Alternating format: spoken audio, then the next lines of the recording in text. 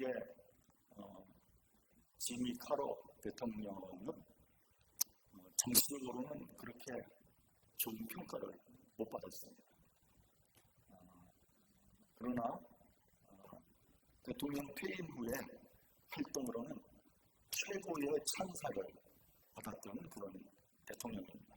그래서 미국에서는 지미 카터 대통령을 어떻게 부르냐면 최고의 전임 대통령이다. 그렇게 부른다고 합니다. 저는 카터 대통령이 미국 역사상 가장 윤리적이고 인격적인 대통령이라고 저는 생각합니다. 그래서 카터 대통령이 차라리 대통령보다는 목사님을 했으면 어땠을까? 그런 생각을 해봅니다. 카터 대통령의 얽힌 일화는 많이 있겠지만 저는 특별히 우리나라와 이렇게 연결된 그런 얘기를 좀 하려고 합니다. 카터 대통령 시절에 우리나라는 박정희 대통령이 오랜 동안 독재를 해오고 있었습니다. 그래서 카터 대통령과 사사건건 충돌했어요.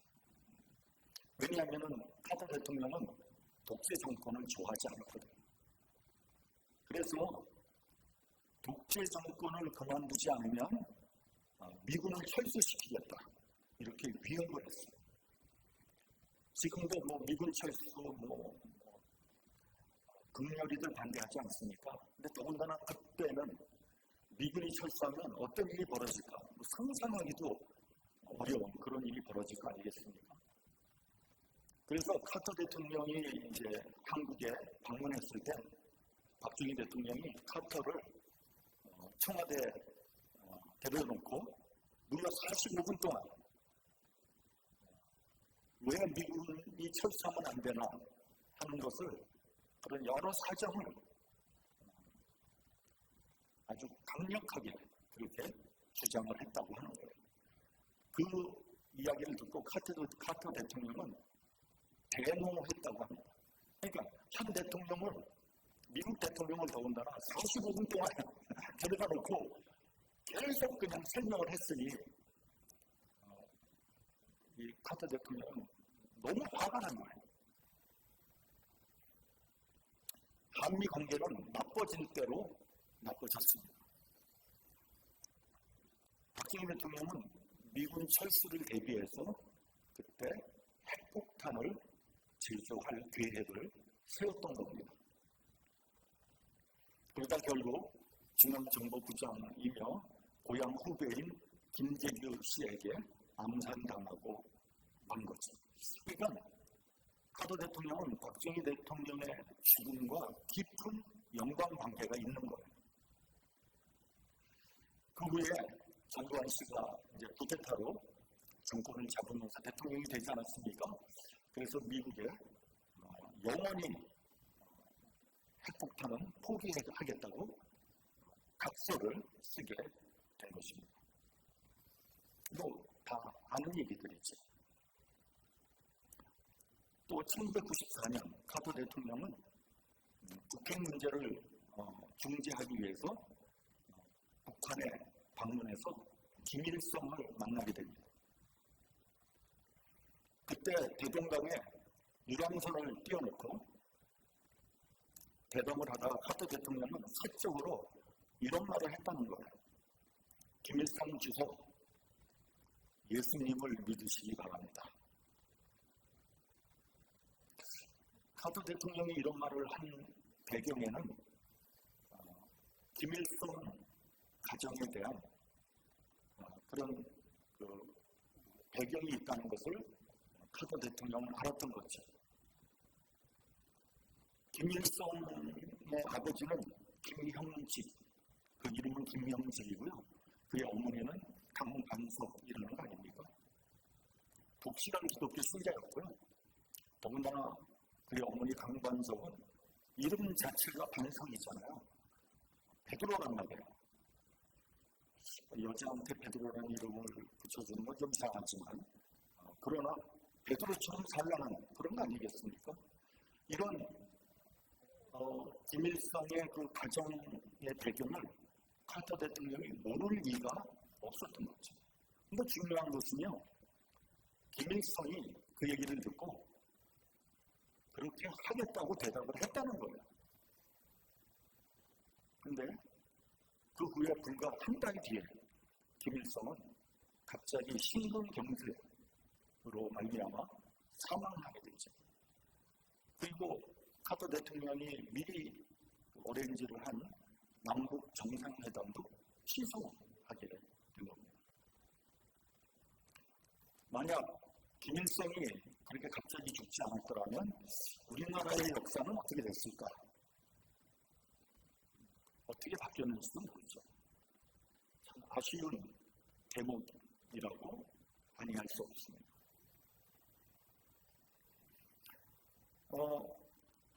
제가 얘기하고 싶은 것은 바로 이 얘기입니다. 카터 대통령은 진짜 그리스도인이었어요. 그는 평생 고향에 있는 작은 침례교회에 다녔다고 합니다. 그리고 그곳에서 무려 50여 년 동안 주일학교 교사로 사역을 했다고 합니다. 대통령 유서가 한참이던 때에도 주일이면 자기 고향으로 가서 20여 명의 주일학교 아이들을 가르쳤다는 거예요. 그 바쁜데. 그래서 그것을 또 취재하기 위해서 신문 기자들이 100여 명 이상이 몰려들었다는 거 아닙니까? 카터 대통령이 그 신문 기자들에게 이렇게 말했다는 거예요. 오늘은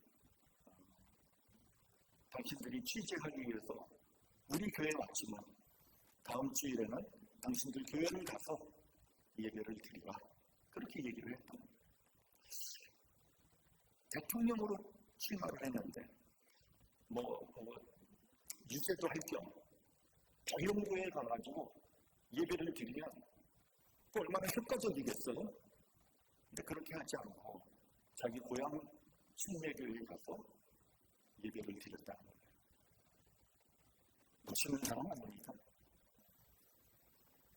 별로 반응도 없어.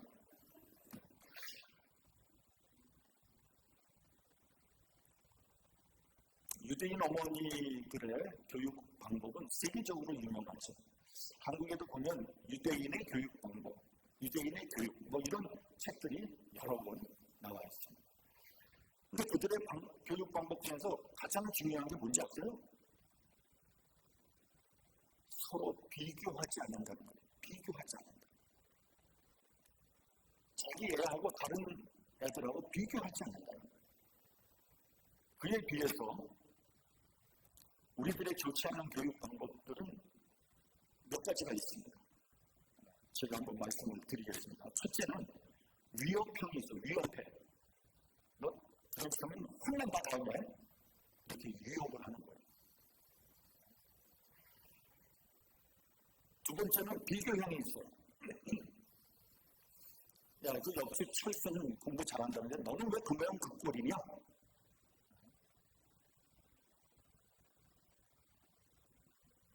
이렇게 비교해서 애들의 기를 죽이는 거예요. 세 번째는 나열형이 있어요. 나열형. 그러니까 그동안의 모든 것들을 쌓인 것들을 다 가지고 있다가 한꺼번에 너 그때 이렇게 하고 저렇게 했지? 그 꼼짝 못하게 만드는 거죠. 네 번째는요. 조소형이 있어요. 조소형. 너는 도대체 누구를 잘못 썼던 모양이냐? 잘한다. 조소하는 거예요. 조소. 그것이 얼마나 애들한테 상처를 주는지 모릅니다.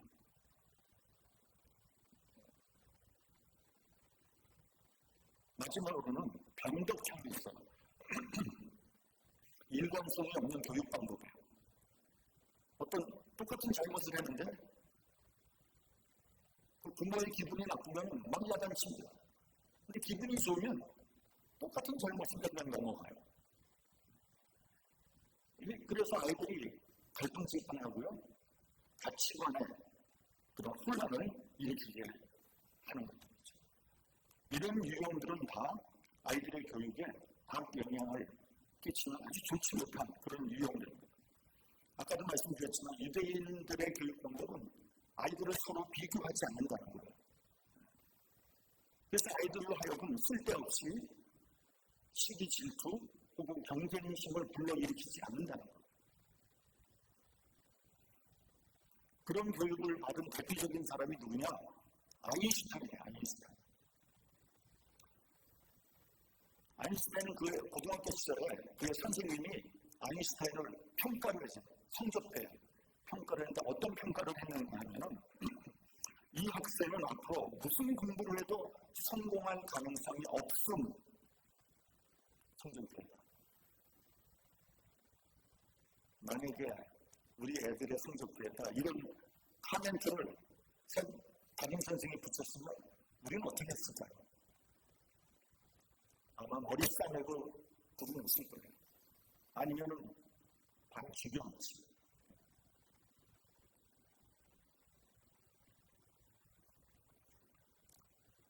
아예 공부하지 말고 지금부터 모든 걸 하든지 네 마음대로 해라. 이랬을까? 이랬어요? 저희 큰아들이 고등학교 다닐 때 공부도 안 하고 숙제도 안 해서 성적이 형편없었어요. 근데 이제 저희는 그때 바빠가지고 그때가 이제 비즈니스 하다가 그걸 그만두고 이제 그렇죠. 그때 전도사, 부목사 할 때였어요. 그냥 정신없이 바빠요. 애들을 돌볼 틈이 없었어요. 근데 하루는 그때가 이제 우리 큰애가 주니어 고등학교 3학년 있어. 고등학교 4학년까지 있지 않습니까? 주니어 때 선생님이 오라 그러더라고요. 그래서 갔더니 선생님이 뭐라 그러냐면 얘 이렇게 해가지고는 대학을 못 가겠습니다. 그러더라고요. 아니 대학을 못 간다니 이게 무슨 말이야? 저는 아니 어떻게 이럴 수가 깜짝 놀랐어요. 근데 제가 참 무식해서 어떻게 생각했냐면 한국식으로 생각해요. 한국식으로. 그냥 공부 안 하다가도 이렇게 시험 잘 보고 나중에 공부 열심히 하면 대학 갈 수 있겠지. 근데 걔가 벌써 중이어야 이제 내년에는 대학을 가야 되는 거예요. 근데 미국은 프레시맨서부터 시니어까지 성적을 다 이렇게 합산하잖아요. 근데 선생님이 안 된다는 거예요, 대학을. 그래서 도대체 왜 그렇게 못하는 거예요? 봤더니 숙제를 안 해가지고 숙제를. 미국에서는요, 숙제를 안 해갖고 그러면요, F에 F, 납제줘요, 그냥. 숙제를 안 해갖고. 얼마나 화가 나든지 집에 와서 제가 큰아들한테 그랬어요. 야, 너 이제 공부하지 말자. 보니까 플러머들이 돈을 곧잘 번다 그러는데 플러머 기술을 배우자. 학교 다녀서 뭐 하겠니? 그렇게 공부 안 하는데. 저는 우리 큰아들이 책상에 앉아있는 걸 한 번도 보지 못했어요. 책상에 안 앉아. 한 번은 보니까 침대에 이렇게 두고나서 책을 보고 있더라고요. 두고나서. 그래서, 야, 너 뭐하냐? 했더니, 쟤 공부하는데. 그래서, 아니, 그렇게 무슨 공부를 보니까, 매스매틱스를 밑에다 펴놓고, 침대에 이렇게 누워가지고 보고 있어. 아니, 수학은 펜을 갖고 풀어야지 되는데, 어떻게 침대에서 이렇게 보고 매스매틱스를 하냐? 그래서 어떻게 공부할 거야? 아니면은 플러머 기술 배울 거야? 했더니 큰아들이 공부하겠다 그러더라고요. 근데 너무 늦었죠. 그렇죠? 중요한데. 하여튼 그 후로 좀 공부하는 것 같더라고요. 그랬더니 SAT, ACT 점수는 곧잘 받아가지고 위스콘신 메디슨에 가서 그래서 졸업을 했죠. 지금은 그 친구가 돈을 제일 잘 벌고 있어. 얼마나 다행인지 모릅니다.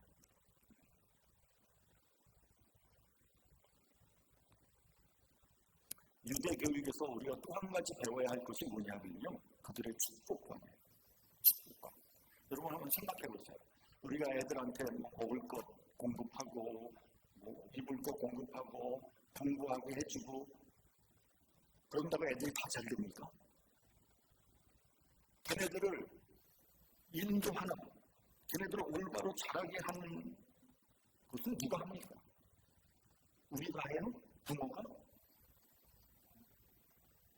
그거 하나님께서 하시는 거예요. 여러분, 자녀 교육은 내 맘대로 할 수 있는 게 아니에요. 내가 막 그냥 애들을 닥달한다고 애들이 되는 게 아니에요. 하나님이 걔네들 마음을 붙잡아줘야 돼요. 내가 어찌할 수 없는 부분들이 굉장히 많습니다. 그래서 하나님이 그들에게 복을 주시는 축복관이 중요한 거예요. 더군다나 애들이 멀리 떨어져 있으면 부모가 할 수 있는 일은 아무것도 없어요. 하나님이 지키시고 인도해 주셔야 돼요. 그래서 기도하는 거 아니겠습니까? 하나님께서 복을 주시지 않으면 모든 것이 무의미해요. 여러분, 돈을 아무리 번들 그게 무슨 소용이 있겠어요? 하나님께서 허락하지 않는 부는 오히려 해가 되는 거예요. 건강도 진리도 하나님의 축복이 아닌 것은 소용이 없어요.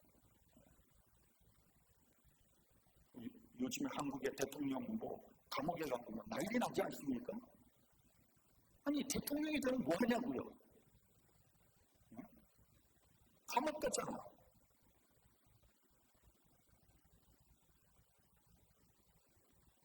그러므로 우리는 반드시 하나님께로서 오는 축복을 받아야 됩니다. 유대 어머니들은 랍비가 오면요, 어린아이들을 데려가서 복을 빌어달라고 부탁을 합니다. 그것이 그들의 통속이고 그들의 교육 방법이에요.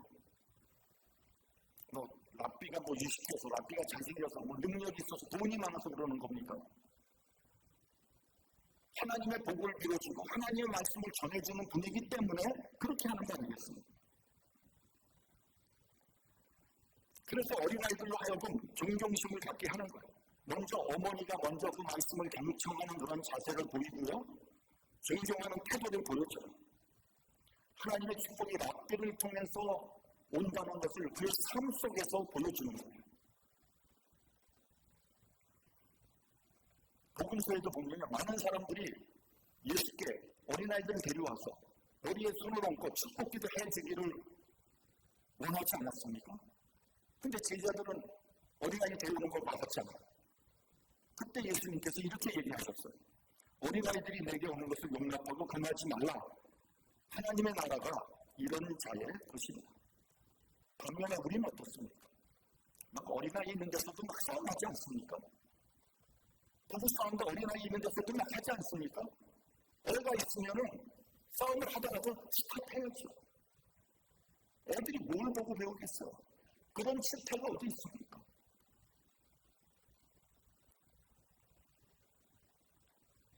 아이들 앞에서 목사님 욕을 거침없이 합니다. 목사님이라고 부르지도 않아. 이 목사, 김 목사, 그 친구 말이야. 여러분, 그것은요, 아이들에게 가는 법을 완전히 가로막는 짓을 하는 거예요. 그렇게 보고 배운 애들이 도대체 뭘 배우겠어? 교회에서 무슨 은혜를 받겠어? 우리 본문은 32절을 같이 봉독하겠습니다. 자, 시작. 적은 무리여 무서워 말라. 너희 아버지께서 그 나라를 너희에게 주시기를 기뻐하시느니라. 오늘 본문은 너무나 우리가 잘 아는 그런 본문 아닙니까? 근데 저는 조금 오늘 그 해석을 조금 달리 하려고 해요. 적은 무리여 무서워 말라. 여기서 적은 무리라는 것은 숫자가 적다 이런 말도 되겠지만, 저는 그보다는 더 작은 사람, 나약한 사람, 능력도 없고 권세도 없고 볼품도 없고, 그래서 관심 밖에 있는 사람, 소외된 사람을 뜻하는 것이다. 저는 그렇게 생각을 합니다. 그러니까 세상적인 관점에서 볼 때 그들은 확실히 적은 무리였어요. 겨우 12명에 불과하지 않았습니까? 그들은 다 갈릴리 촌 사람들이었어요. 무식한 사람들이죠. 아무 지위도 권세도 명예도 없는 사람. 누가 관심이나 갖겠습니까? 그런 사람에게? 그런 자격도 갖추지 못한 사람이죠. 인간적으로 볼 때는 하잘 것 없는 초라한 존재인 거죠. 예수께서 이 12 제자들에게 적은 무리여 무서워 말라. 이렇게 얘기할 때는 두 가지 의미가 있다고 저는 생각을 합니다. 첫째는 세상을 두려워하지 말라. 너희를 박해하는 자들이 있다고 하더라도, 너희의 길을 가로막는 사람들이 있다고 하더라도 두려워하지 말라. 둘째는 자신을 작게 여기지 말라는 거예요. 너희들이 명예도 없고 능력도 없고 권세도 없고 지위도 없다고 해도, 그리고 그 수가 적다고 해도 두려워하지 말라. 근데 여러분 한번 생각해 보세요. 압도적인 위협이 그들을 둘러싸고 있는데 어떻게 무서워하지 않을 수 있습니까? 아니, 박해가 있잖아, 핍박이 있잖아. 근데 어떻게 무서워하지 않냐? 그 이유는 하나님께서 함께 하시기 때문에 그런 거예요. 그냥 아무 대책도 없이 무조건 두려워하지 말라. 그런다고 두려움이 없어집니까? 하나님이 함께 하시기 때문에 두려워하지 말라는 거죠. 여러분, 믿음이라는 것은 보이지 않는 하나님을 보는 능력이에요. 그게 믿음이에요. 히브리서 11장 1절에 보면 믿음은 바라는 것의 실상이요 보지 못한 것의 증거라고 했어요. 여러분, 세상 사람들이 다 볼 수 있는 거, 보는 것, 그게 무슨 믿음이에요? 다 아는 것, 내가 안다, 그게 무슨 믿음이에요? 세상 사람들은 다 보지 못하는데 나는 본단 말이에요. 세상 사람들은 다 안 된다고 그러는데 너는 하나님께서 도와주셔서 할 수 있다. 그게 믿음 아니에요? 그럼 뭐가 믿음이에요? 여러분 가지고 있는 믿음, 도대체 뭐가 믿음이냐? 우리가 어떤 믿음을 가지고 있어야 돼요?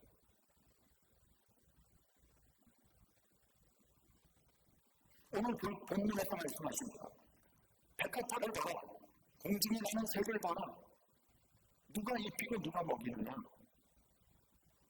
우리는 백합화를 보면서 또 새를 보면서 하나님을 볼 수 있어야 돼요. 솔로몬의 영광으로도 저 꽃의 아름다움에 비할 수 없지 않느냐? 이 세상 모든 만물을 누가 먹이시고 누가 입히시냐? 그걸 볼 수 있어야 돼요. 그걸 깨달아야 되는 거예요. 아이고, 그냥 셋이 알아서 살아가는 거지. 그건 믿음이 아니야.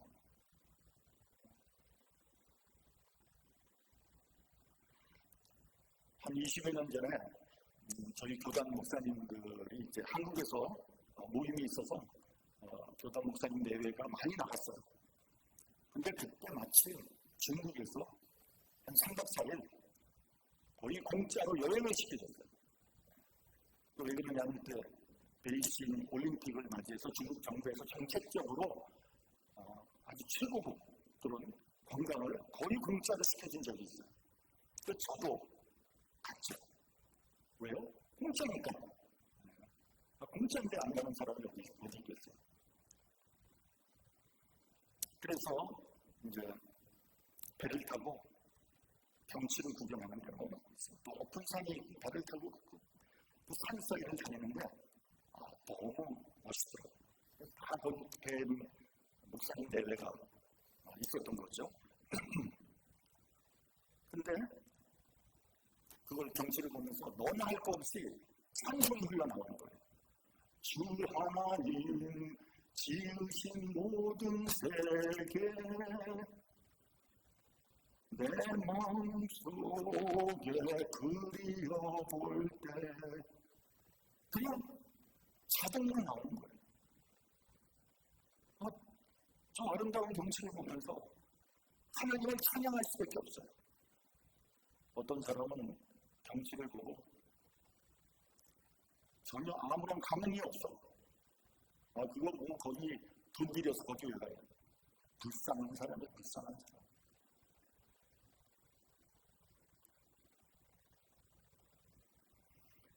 자연을 보면서 하나님의 놀라운 창조의 능력, 그 아름다움을 찬송하는 거죠. 로마서를 보면요, 모든 만물에는 하나님의 영원하신 창조의 능력과 신성이 분명히 나타나 있다.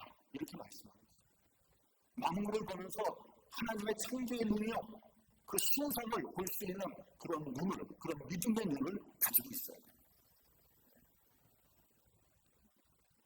갈릴리 호수에서 제자들이 주악배를 타고 풍랑에 시달리고 있었어요. 제자들은 막 노를 지면서 배를 그냥 지으려고 애를 쓰다가 풍랑이 너무 심하니까 다 손을 들고 말았어요. 그리고 주무시기는 예수님을 깨웠어요. 주여, 구원하소서. 우리가 지금 다 죽게 생겼습니다. 그때 주님께서 책망하셨어요. 어찌하여 두려워하느냐? 믿음이 적은 자라. 하나님께서 함께 하시는데 무엇이 무섭냐? 그렇게 말씀하십니다. 여러분, 그리스도께서 함께 하실 때 숫자는 별 의미가 없어요. 별 볼 일 없는 제자들 12명, 그것도 주님께서 함께 하시면 적은 숫자가 아니에요. 그러나 수만 명이 모였어도 그냥 사람들이 모여 있는 것이라면 그건 별 의미가 없어요. 그건 오합지졸이에요. 그러나 예수께서 함께 하신다면 적은 무리도 결코 적은 것이 아니에요. 엄청난 능력을 발휘할 수 있는 겁니다. 여러분, 이 별 볼 일 없는 12명, 아니 정확히는 11명이죠. 그 무서운 핍박을 뚫고 대로마 제국을 차례로 정복해 나가지 않습니까? 그들이 무슨 능력으로, 그들이 무슨 방법으로, 어떻게 그럴 수 있어요? 하나님께서 함께 하시니까 그게 가능한 거지. 그들이 무슨 뭐 지식이 있어요, 능력이 있어요, 뭐 지위가 있어요, 뭐가 있어요? 아무것도 없잖아요. 그러나 그 일이 이루어졌지 않아요. 어떻게 해요? 하나님이 함께 하십니다. 사사기에 나오는 기드온은 하나님 말씀을 듣고 전쟁에 참여하기 위해서 군사들을 모으지 않습니까? 32,000명이 모여들었어요. 근데 하나님께서 뭐라 그러십니까? 그 전에 반면에 미디안 군사들은요, 메뚜기 떼처럼 많은 거예요. 거기에 비하면 32,000명, 이거 갖고 될까? 그래도 한번 해볼 수 있다, 이렇게 생각을 했는데 하나님께서 뭐라 그러십니까?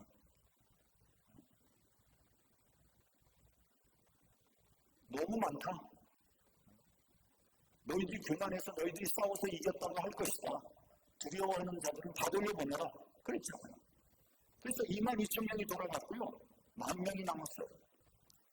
이 10,000명 갖고 어떻게 싸우나. 그때 하나님 뭐라 그러셨어요? 10,000명도 많다. 더 돌려보내라. 결국 300명 남지 않았어요? 300명으로 미디안에 수십만의 병사들을 물리쳤어요. 몰살시켰어요. 여러분, 하나님께서 함께 하시는 300명도 적은 숫자가 아니에요.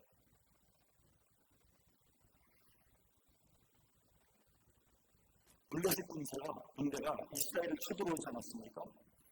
블레셋에는 거인 장수 골리앗이 있었어요.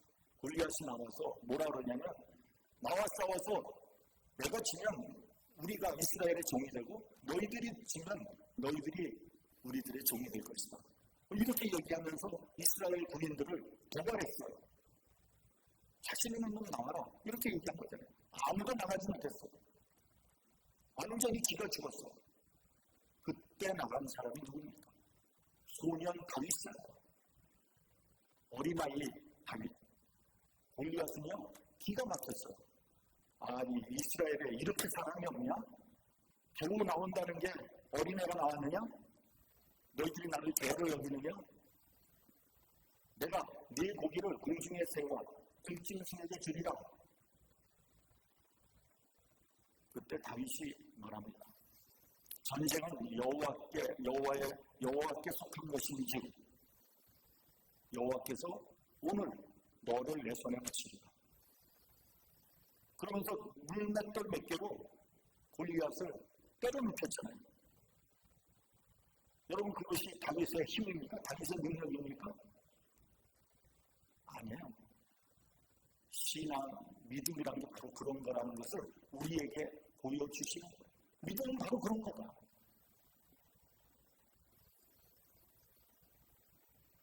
이스라엘 백성들은요, 전쟁에 나갈 때마다 두 가지의 믿음을 가지고 나갔어요. 첫째는 하나님께서 이 땅을 우리에게 주셨다. 우리가 밟는 땅은 전부 하나님께서 우리에게 주셨다. 그게 첫 번째 믿음. 두 번째는 하나님께서 저희를 우리 손에 붙였다. 근데 여러분, 이 두 가지 믿음이 다 시제가 과거예요. 과거형이에요. 아직 전투는 시작하지도 않았어요. 그러나 우리에게 주셨다, 우리에게 붙였다 하는 순간 전쟁은 끝난 거예요. 뒷소리만 남았을 뿐이에요. 이것이 이스라엘 사람들이 전쟁에 나가는 사람들의 믿음이었어요. 그러니까 승리는 결정된 거예요. 하나님의 뜻은 이루어지고 하나님의 의가 승리하는 것입니다. 그런 위대한 꿈을 가지고 있어야 된다는 거예요. 여러분, 신앙은요, 강한 겁니다. 비유를 하자면 빛이 어둠을 확 뚫고 나가듯이 신앙은 바로 그런 거예요. 소금이 적은 양이지만 모든 것을 다 짜게 만드는 거예요. 그게 신앙이에요. 그렇기 때문에 여러분, 많다 적다가 그렇게 중요한 것이 아니에요. 부하다 가난하다 그것도 그렇게 중요한 것이 아니에요. 아주 적은 것이지만 살아있는 믿음만 있다면 산으로 옮긴다는 거 아닙니까? 그렇기 때문에 부하냐고 묻기 전에 의로웠냐고 물어야 됩니다. 성공했느냐 묻기 전에 진실했느냐를 물어야 됩니다. 출세했느냐를 묻기 전에 하나님 보시기에 나는 정직했나 그것을 물어야 합니다. 제가 아까도 말씀드렸지만 12제자가 있었습니다. 적은 숫자고 초라하게 끝이 없어요. 그러나 그들을 통해서 온 세계에 복음이 증거됐어요. 그 중에 한 명은 배신했지만 11명의 제자들을 다 순교했어요. 그들의 희생과 순교를 통해서 온 세계 수십억의 성도들에게 구원이 이르게 된 거고요. 하나님의 거룩한 역사가 이루어진 거예요. 적은 무리여 무서운 말로 예수께서 함께 하시는 놀라운 일이 일어난다는 그러한 믿음의 고백이에요. 여러분, 믿음은요, 적은 씨앗을 뿌리면서 벌써 꽃이 피고 열매를 맺고 출산하는 꿈을 꾸는 거예요. 그게 믿음이에요. 날아가는 새를 보면서 하나님께서 먹이시고 하나님께서 기르시는구나 그 역사를 보는 거예요. 반면에 아무리 큰 도성이 있더라도 그 도성이 죄악에 물들었다면 멸망에 가까이 왔으면 알고 슬퍼할 줄 알아야 되고요. 복음의 씨앗을 뿌리면서 충만한 하나님의 역사가 이루어지고 하나님의 나라가 임하는 비전을 보는 것이 믿음입니다. 저 먼 미래 하나님의 나라가 이루어지는 것을 바라볼 수 있는 안목, 그것이 바로 믿음이에요. 이런 믿음으로 세상을 보시기 바랍니다. 우리는 약한데, 우리는 별 볼일 없는데, 우리는 얼마 안 되는데, 우리는 능력이 없는데, 그런 믿음을 가지고 있으면요, 아무것도 할 수 없어요. 아무것도 못합니다. 하나님은 그런 사람 쓰시지 않습니다.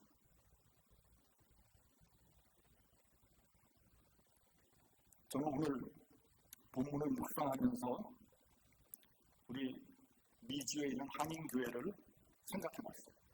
우리 한인교회는 지금 패배의식 속에 사로잡혀 있어요. 한인교회는 위기입니다. 지금. 객관적인 상황은 좋지 않아요. 한인교회를 이루고 있는 이민 1세들은 늙어가고 있어요. 이민은 더 이상 들어오지 않아요. 우리 2세들은 한인교회에 오지 않습니다. 한인교회 중에서 주일학교 없는 교회가 너무 많아요. 교회 어린아이들이 보이지 않아요. 교회 성도들은 점점 줄어가고 재정은 약해지고 있어요. 이런 상황은 우리 교회도 예외는 아닙니다. 그래서 저는 담임 목사로서 책임감을 느끼고 어떻게 해서든지 교회 학교를 살려보려고 몸부림치는 거예요. 그런 이유의 하나로 한국 학교도 하고 있는 거예요. 혹시나 방법이 있을까?